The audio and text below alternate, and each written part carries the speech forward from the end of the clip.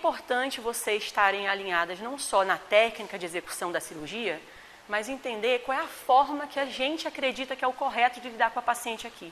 Como é a forma de conduzir, como é a forma de trabalhar. E isso só vai funcionar se você não fizer isso só na consulta e com a paciente, se você lidar assim para a sua vida como um todo. Então, excelência não é uma coisa para a gente fazer quando entrar pelaquela porta aqui no Grupo Elas. Tem que ser o tempo todo. Então, nós somos aquilo que fazemos repetidamente. Então, a excelência não é um ato, mas sim um hábito.